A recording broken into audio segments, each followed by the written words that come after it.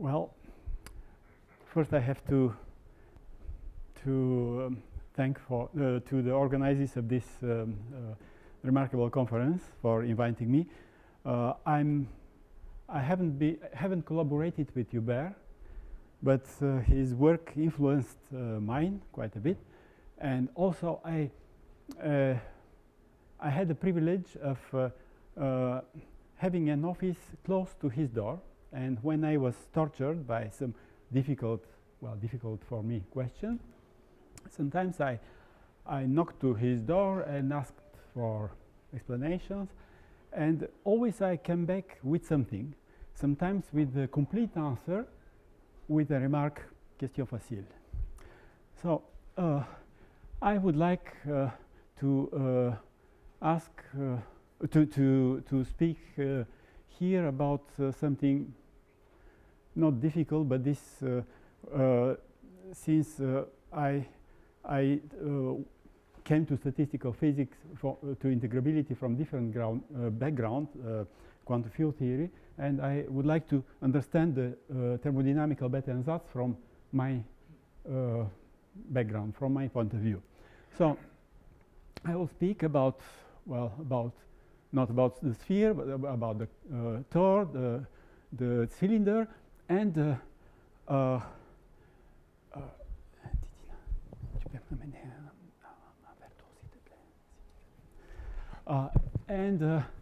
also here is the cone, and the cone was actually the motivation for this work.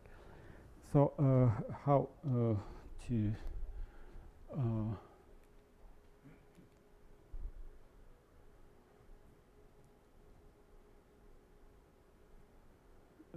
is it correct? The right one? It's the other one. You should use this one. Oh, sorry. Ça? Merci. Ah, le clavier. Okay. Merci. Okay. So the question I would like to address is it possible to upgrade the thermodynamical Bethe Ansatz to a statistical field theory? And this is an old question. It was addressed more than 20 years ago, and I think that many people knew the answer, and for Hubert, I'm sure that he knew that this is possible, but well, maybe for him it was not so important to formalize it. So some people have been interested in this, in the possibility to quantize the thermodynamical Bethe Ansatz, that is to calculate the fluctuations, the fluctuations of the densities of the particles and holes, and compute the further corrections. And when I started, yeah. So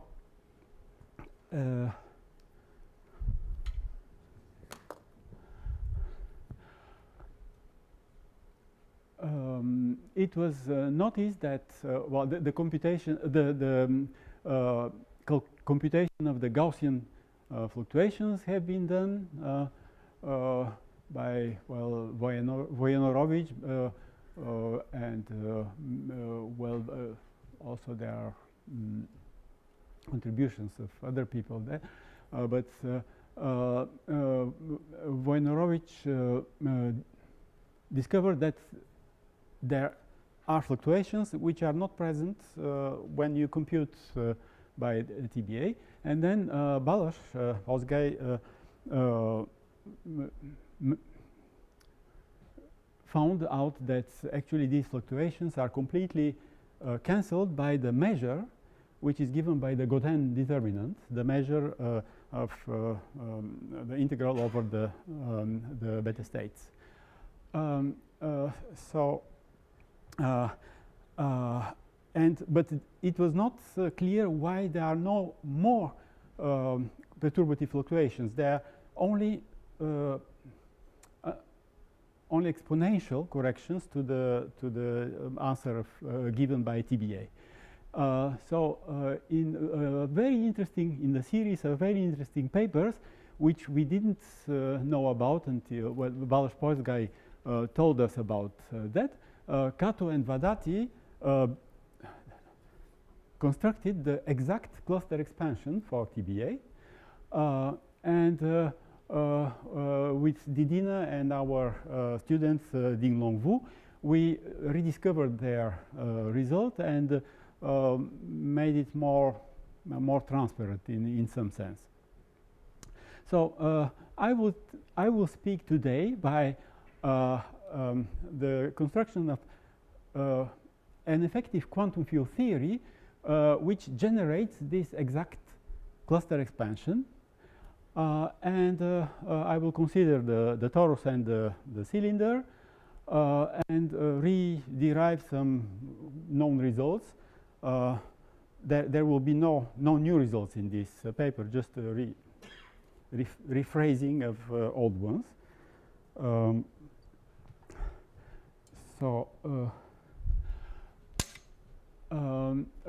The approach which I take here is not the standard approach, which is to use the excitations for infinite space and to compute the thermal trace by periodizing, by taking the sum over the complete set of excitations and then trying to regularize the infinities. So I will start with the compact space-time already and identify the excitations as particles wrapping or winding around the non-contractible cycles of the world sheet. So there are two interesting cases, two cases where there is no curvature, otherwise it's really very difficult. So this is the torus and the cylinder.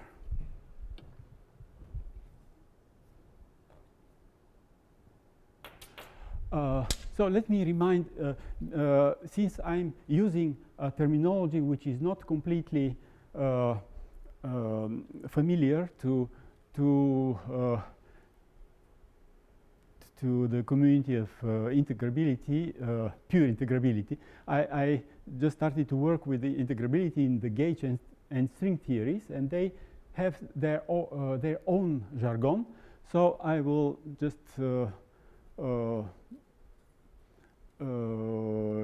remind what are the notations. So we will use the rapidity u, which parameterizes the dispersion relation for the momentum and the energy, and no Lorentz invariance will be assumed because in the AGST there is no such.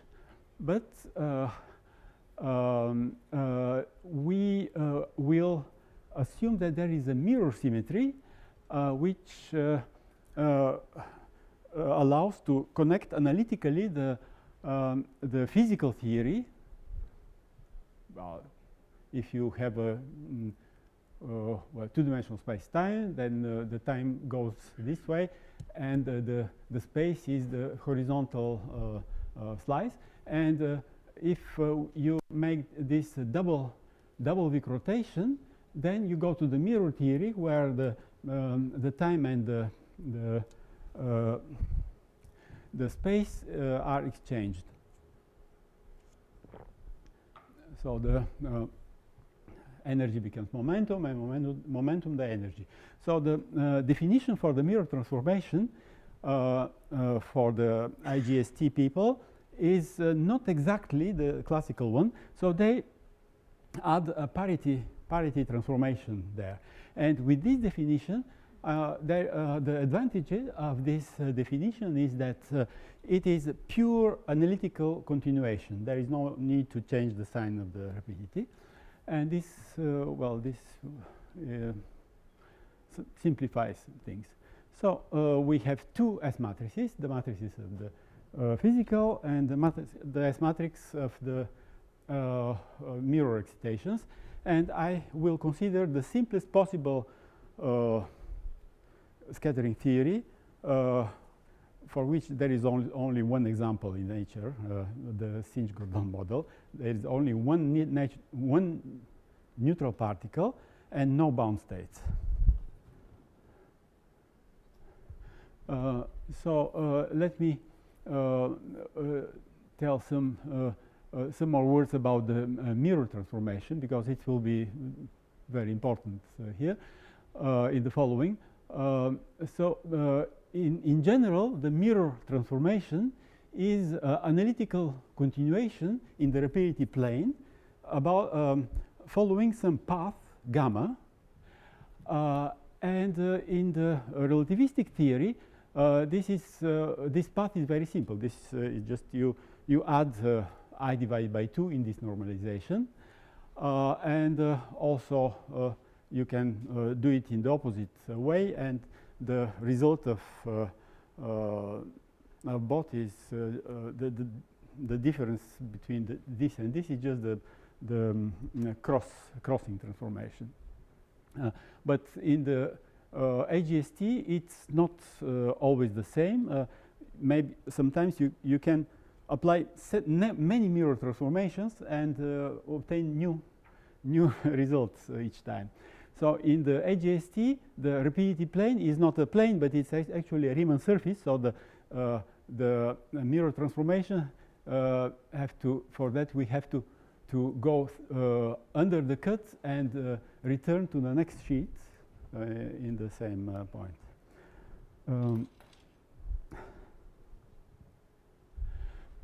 So in terms of these notations for the mirror transformation, the properties of the S matrix are unitarity, then crossing, you have the second rapidity is changed by gamma and minus gamma, so mirror, anti-mirror, and it's 1.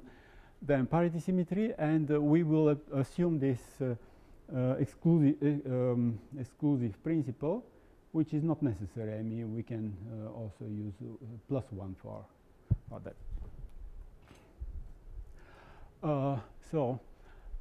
Let's start with the simpler case, the periodic boundary conditions. We will introduce 2 excitations around the torus, 2 wrapping particles. The wrapping of the large cycle, which will have the length L, asymptotically large, and the other cycle, the B cycle, with length R, which will be taken eventually finite. The assumptions we take is that the Boltzmann weights of the wrapping particles in the mirror theory are just analytic continuations of the Boltzmann weights in the physical theory along this path gamma, and the other assumption is that the theory is modular invariant. That is, if we change the physical and the mirror with the mirror theory, the partition function is the same. And the other is if you change the A cycle by the A plus B, then nothing changes. So when the torus is asymptotically large in both directions, then all excitations are described by a number of particles wrapping in the physical direction and a number of particles wrapping the mirror direction. And let us describe these particles by operators, and where A for the A cycle and B for the B cycle. And these operators satisfy a very simple algebra, which resembles the algebra logic of Adev, but it's much simpler because all the E matrices, all the operators commute, and all the B also commute. So they A and B commute by the scattering matrix, which is obvious. They matrix wrapping in the physical theory and wrapping in the mirror theory scatter only once, exactly once. And now we will rephrase, we will reformulate the condition of modular invariance, which means that when a wrapping particle goes also around the A cycle, this will not change anything. So we will formulate these conditions as operator constraints.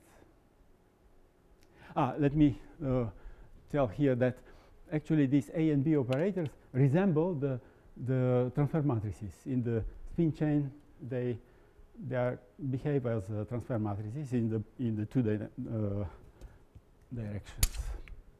So to define these operators, we have to define their expectation values, which are obviously exponents of the energy and the momentum. So in the physical theory, the A particle is a particle that goes along the Euclidean time, which is periodic with period L, and its weight is exponent of minus L, the energy of the particle. While if the particle wraps the B cycle, then you have a phase factor, which is this one, and when we have both A and B operators, you have these expectation values and this scattering matrix between them. So this is sufficient to compute any Boltzmann weight of any number of wrapping particles, because you can in this simple theory I consider you have just the product of all possible contributions. So this is double product of scattering factors. If there is the scattering is non-diagonal, the things are a bit more complicated. So we are actually interested in summing over all excitations in the mirror theory, because in the mirror theory the space is very large and the time is finite. So I will write this. The mirror wrapping operators are just analytic continuations of the physical ones, and they satisfy the same algebra but with a transformed S matrix. So it's obvious that the A and B operators can be represented in terms of free fields. So A is this exponent, B tilde is this exponent. So we take the operators in the mirror theory. The vacuum expectation value of these fields is just the energy times R and the momentum times L in the mirror theory. That is the phase factors around the two cycles, and also the correlator, the connected correlator, is just the phase, the scattering phase. So if the Bethe equations for the rapidities of several wrapping particles can be written in this way. If we multiply the state with the A operator, then it will create a phase which should be equal to phase factor, which should be equal to -1 because of the scattering bit. Okay, maybe so. This the particle that makes an extra turn on the I cycle can be created by a operator here, but since there is an extra scattering between these two cycles, which is equal to -1 for coinciding rapidities, then you have this this sign here, plus and not minus. So using that, we can try to sum over all possible wrapping particles, and for that we have to take not only particles that wrap once the R cycle, but several times, as in the case of free fermions. I mean, you have to take into account multi-wrappings, and the multi-wrapping here is the Boltzmann weight of such a multi-wrapping is this phase factor, which is n times the one wrapping factor, then -1 to the power of number of wrappings -1, because the loop have to intersect itself r -1 times, and also you have 1 over r term just because of the cyclic symmetry. So if you sum over all possible wrapping particles, then you sum these weight factors and you obtain the logarithm. So this is an operator which is logarithm of 1 plus exponent of minus this the Gaussian field phi. So you can expect that the partition function of the theory is exponent of this operator, because you have to sum over all possible wrappings, and with some measure mu. So the problem is that this measure is not simple; it's operator measure, and now we have to compute it. So the result is the following. I will just give the result and then the proof. So the partition function is the expectation value of the exponents of an operator, which is given by this log I mentioned before, times the derivative of the conjugate field phi bar. And also we have to add a fermionic term. And the fermions are a kind of ghost partners of the bosons, and their correlator is just the scattering phase, and their role is to give the correct measure. So they generate the Godin determinant for the sum over Bethe states. So now let me give a sketch of the proof. So first we use the old trick of contour integration. So to impose this operator constraint, we just we integrate over a contour which encloses the real axis where the rapidities are, and this differential just gives the sum over the residues of this function, that is sum over all solutions of the quantization condition. This is simple for the case of one particle. You can do it in one line computation, but when you have more particles, it becomes more involved. But before that, let me just remark that this log actually can be simplified, because the expectation value of the field phi bar is huge. It's proportional to the length of the space, and therefore this log is, if you are above the real axis, it's just minus I phi bar, and if you are below, it vanishes exponentially. So you can replace the contour around the real axis by a contour on the real axis, just above. So after that, we have to compute this the expectation value of this exponent, and for that we have to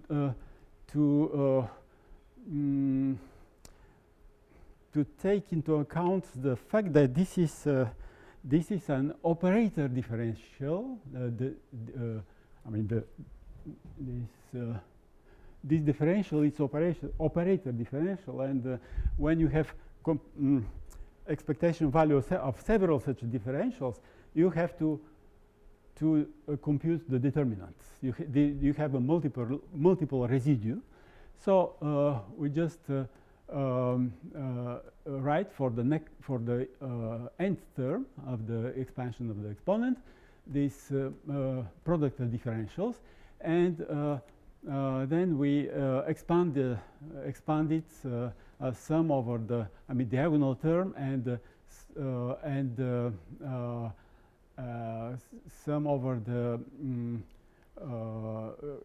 correlators with each field with the others. You obtain a determinant which is actually, well, it's almost the Godin determinant. So in order to take into account this determinant, it is very useful to introduce a fermionic field, which with the same correlator as the bosonic field, just something like Faddeev-Popov-Gost, which allows to write the partition function just as the expectation value of this exponent of this operator, and here everything is explicit. Just derivatives. The derivative of phi is the derivative with the argument of this operator. Nothing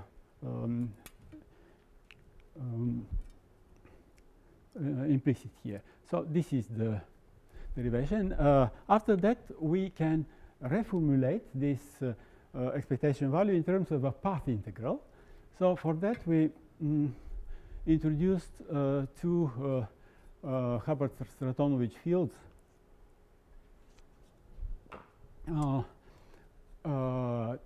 Rho bar and theta bar. Theta bar are Grassmannian variables. So these fields just introduce the 2-point functions for the bosonic fields. So this is the previous deduction before.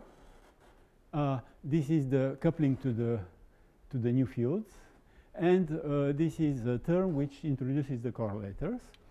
So this phi 0 and phi by 0 are just the expectation values here for brevity. So this it happens that this integral is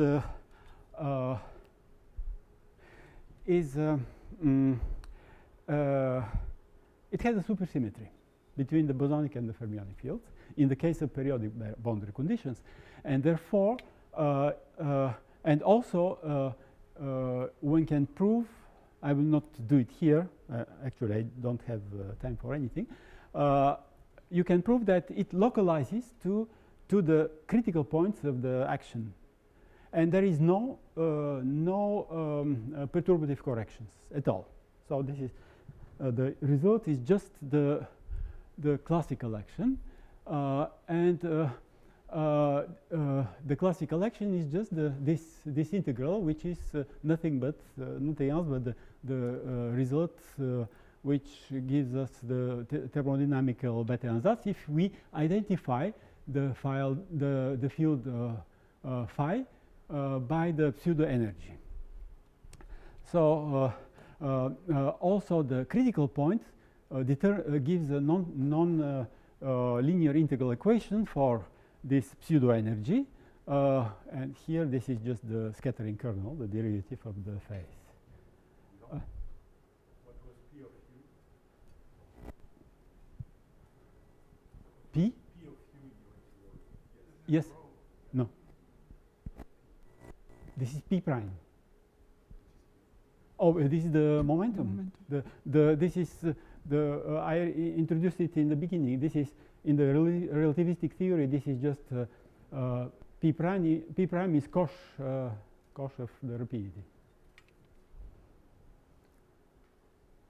So let me now comment on the relation of this formalism with the traditional Bethe Ansatz. So I said that the pseudo energy is the expectation value of the field phi, and then in the traditional Bethe Ansatz there are two densities: whole density and particle density. So they can be identified in this way with the two bosonic fields. I mean the two parts of the bosonic field,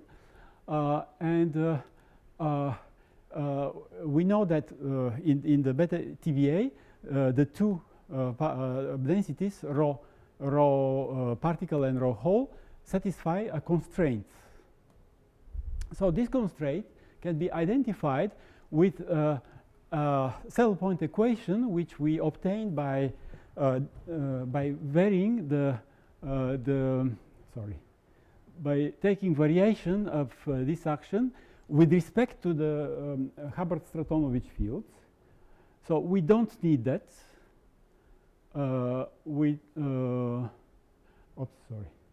We don't need this equation, but if we do it, we will obtain exactly this constraint for the two densities. So these are not fundamental quantities, the particle and the whole density, from this point of view. So I have how many? 2 minutes. Okay, then I can just flash.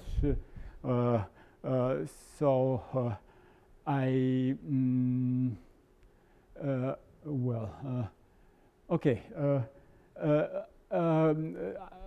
Today I would. I mean, this is already published for the torus. Today I wanted to advertise the same formalism for the cylinder.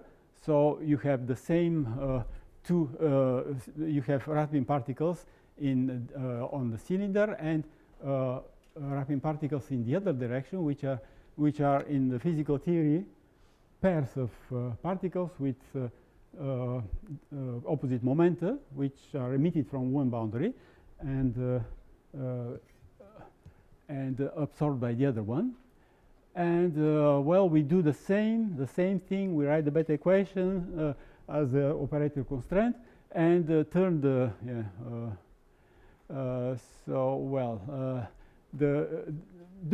exactly the same argument, and the result is bosonic field theory, which is very simple, very similar to the other one, but the difference. Oh, 1 minute. The difference is that the theory is not exactly supersymmetric, but it is just one loop exact. So you have the classical result, but also you have a ratio of two determinants, bosonic determinant in the denominator and the fermionic one in the numerator. And this is what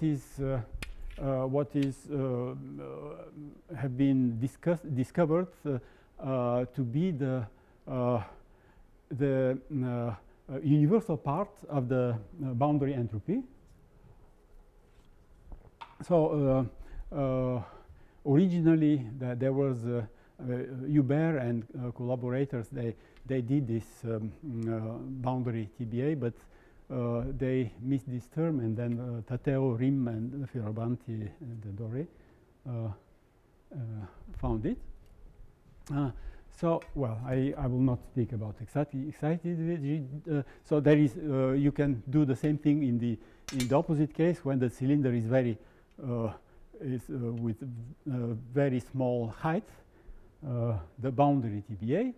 I will skip that.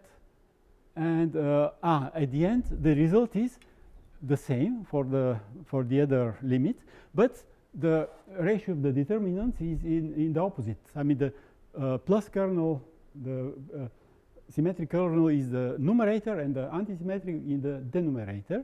And this is similar to the result by Jean Sebastian and collaborators about the overlaps of beta states. So they in the spin chain you have very similar expression. So this is the end. There are some more questions to ask. Well, if one would like to use this formalism, first how it can be generalized in the theories with non-diagonal scattering and with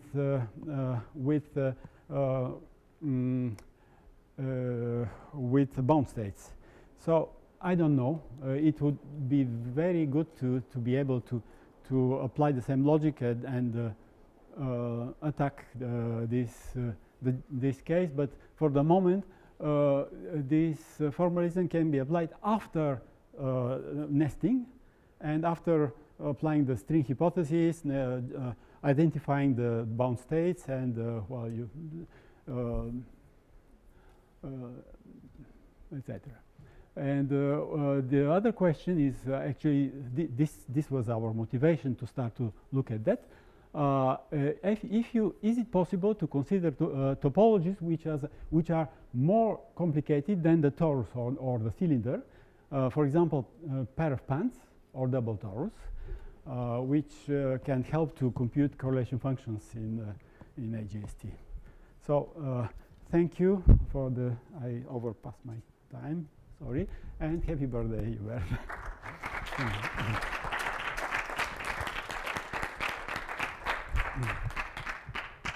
Yeah, so some quick questions. I have an answer to your question number 2 and a question myself. So I think the answer is yes, maybe not for the theories you are interested in, but in general we can do without string hypothesis for setting up TBA or TBA-like formalisms. And my question is, did you tackle by your technique correlation functions? I mean, for correlation functions, one has to calculate modified partition functions, and there the TBA-like equations get additional driving terms. But of course, the kernel, etc., that stays the same. Oh, correlation functions. Well, if you take one-point functions, it's no problem. I mean, you just reproduce immediately the Leclerc-Musardo series. But for the 2-point functions and etc., I don't know. It's more complicated because you have to add more excitations, not only just loops, but they connecting the two operators. And well, no, it's not so obvious.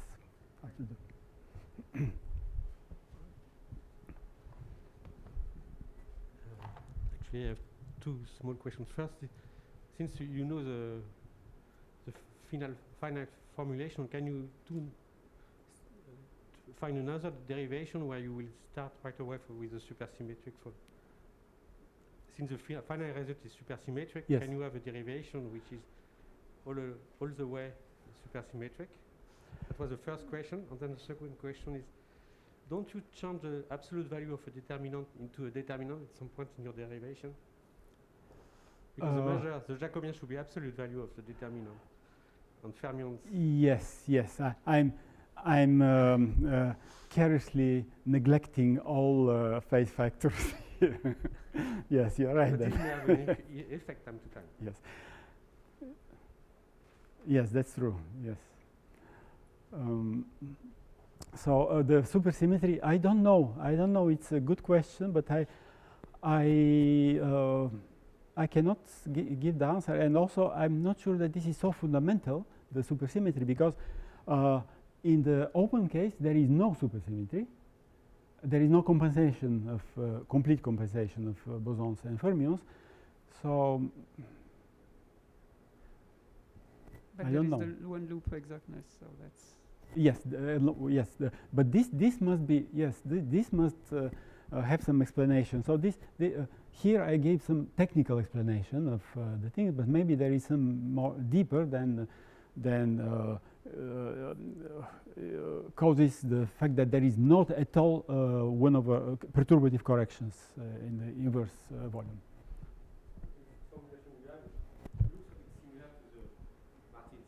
Formulation for stochastic processes. Ah.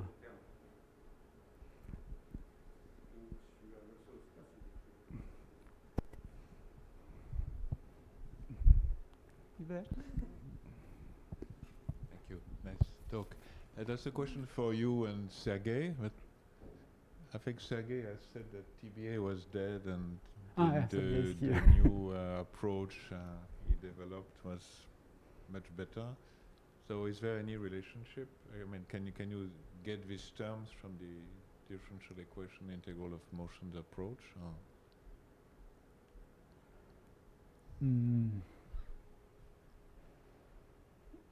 I cannot say that. I mean, this is just this approach has been tested for the simplest possible system. So we our aim is to govern just the diagonal part of sums over wrapping particles in ADS. ADS CFT integrability. But I haven't thought about. Now it's too ambitious for me. But well, I don't know. Okay.